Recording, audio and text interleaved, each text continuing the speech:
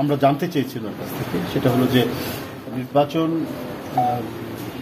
যে হবে সে হওয়ার ক্ষেত্রে যে অবাধ সুষ্ঠু নির্বাচনের বিষয় তো আমাদের এখনো সংশয় রয়েছে যে আসলে এটা কতটুকু হওয়া সম্ভব বা কতটুকু করা যায়, এই নির্বাচন কমিশনের সেই সক্ষমতা রয়েছে কিনা, সেই বিষয়গুলি আমরা বিভিন্ন রকমের ছিলাম, সেটা আমরা প্রশ্ন করেছি, তাদের কাছে জানতে চেয়েছি।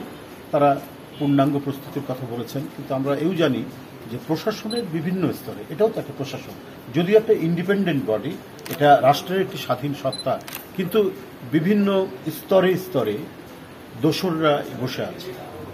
দোসররা তারা নানাভাবেই একটা অবাধ সুষ্ঠু নির্বাচন যাতে বিঘ্নিত হয়, না করা যায়, সেটার নানা ধরনের তারা কলাকৌশল এবং সুদূর প্রসারী ষড়যন্ত্রের সাথে যুক্ত রয়েছে।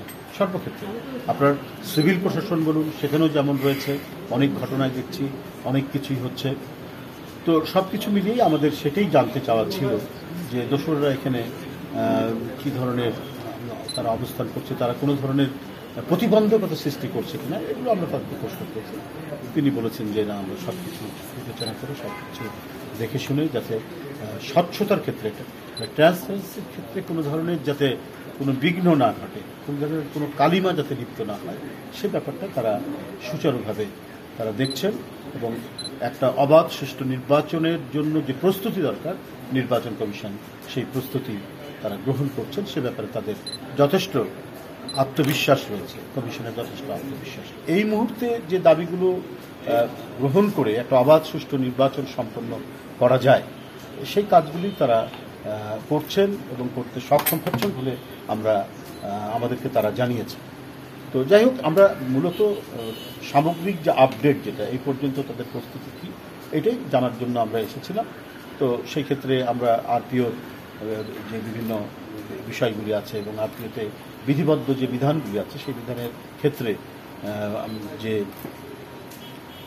যে কথাটি এর আগেই বলেছি, একটা অবাধ সুষ্ঠু নির্বাচনের জন্য এবং ট্রান্সপারেন্সি স্বচ্ছতা নিশ্চিত করার জন্য যে বিধিবদ্ধ আইনগুলো রয়েছে সেই আইনগুলো দিয়েই জনগণের মধ্যে একটা আস্থা তৈরি হওয়া নির্বাচনের ব্যাপারে, যেটা 16 বছর যে আস্থাটি উঠে গিয়েছে সেই আস্থাটি নিশ্চিত করার বিষয়ে তারা অঙ্গীকার ব্যক্ত করেছে।